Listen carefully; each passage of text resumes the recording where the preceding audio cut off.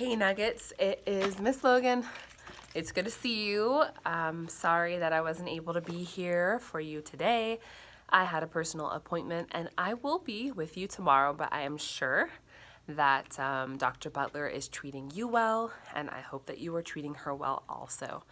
I am here to read chapter 28 of Island of the Blue Dolphins to you all, and you will have 3 questions, count them 1, 2, 3 questions to answer after I am done reading, so make sure you pay close attention. Chapter 28, here we go. The earthquake did little damage. Even the spring, which failed to flow for several days, started up again and flowed more than ever. But the great waves had cost me all the food and weapons which were stored in the cave, as well as the canoe that I'd been working on, and those that were hidden under the south cliffs. The canoes were the biggest loss. To find enough wood to make another would have taken me all spring and winter. I therefore set out on the first fair morning to search for whatever wreckage the waves had washed ashore. Among the rocks near the south cliffs, I found a part of a canoe buried in the sand and twisted in kelp. I worked all morning to dig it free, and then having scraped it clean, I couldn't decide what to do. I could cut the sinews and carry the planks up the cliff, 2 at a time across my back and over the dunes to Coral Cove, which meant many days of work. Or I could build a canoe here on the rocks and take the chance that another storm would wash it away before I was finished. I finally did neither of these things.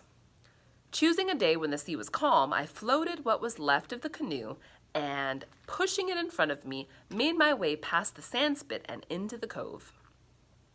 There I took the wreckage apart and moved the planks up the trail beyond the place where the great waves had reached. I found the remains of my other canoe. It had been washed far back in the cave and I couldn't get it out. So I went back to the south cliffs and hunted among the piles of kelp until I had enough pieces of wood, counting what I already had, to begin the process of building another canoe. It was late in the spring now, and the weather was still unsettled with light rain falling on most days. But I started the canoe anyway, for I needed it to gather shellfish. No longer did I think of the Aleuts, as I've said, yet without a canoe to go anywhere I wanted, I felt uneasy. The planks were all about the same size, the length of my arm, but they came from different canoes and they were difficult to put together. The holes were ready, however, which saved me much labor and time. Another help was that the great waves had washed ashore many strings of black pitch, which was often difficult to find on the island and which I needed. When I had sorted out the planks and shaped them, the work went fast so that by late spring I was ready to finish the seams. It was on a windy morning that I made a fire to soften the pitch. The wind was cold and it took a long time to get the fire going. To hasten it, I went down to the beach for dry seaweed. I had started back with my arms filled when I turned to look at the sky, thinking from the feel of the wind that a storm might be close. Off to the north, the skies were clear, but in the east, from whence storms sometimes came at this season, stood banks of gray clouds, one on top of the other. At this moment, in the deep shadows cast by the clouds, I saw something else. Forgetting that I was carrying a load of seaweed, I threw up my arms, and the seaweed fell to the ground. A sail. A ship was there on the sea, halfway between the horizon and the shore. By the time I had reached the headland, it was much closer, moving quickly on the strong wind. I could see that it did not have the red-beaked prow of the Aleuts, nor did it look like the whitemen's ship, which I clearly remembered. Why had it come to the island of the Blue Dolphins? I crouched on the headland and wondered, my heart beating fast, if the men who sailed it had come to catch otter. I must hide before they saw me.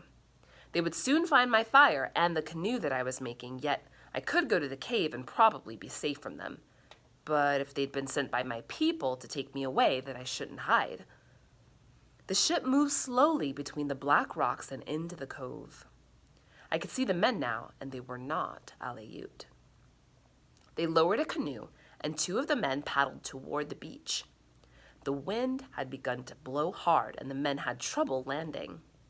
Finally, the one of them stayed behind in the canoe, and the other, the man without the beard, jumped into the water, and came along the beach and up the trail. I couldn't see him, but after a while I heard a shout and then another. I knew that he'd found my fire and the canoe. The man he had left in the cove didn't answer him, nor did the men on the ship, so I was sure that he was calling out to me. I crawled down from the rock and went to the house. Since my shoulders were bare, I put on my otter cape. I took my cormorant skirt and the abalone box, which I kept my necklace and earrings. With Ron to Aru, I then made my way along the trail that led to Coral Cove. I came to the mound where my ancestors had sometimes camped in the summer. I thought of them and the happy times I spent in my house on the headland, of my canoe lying unfinished on the trail.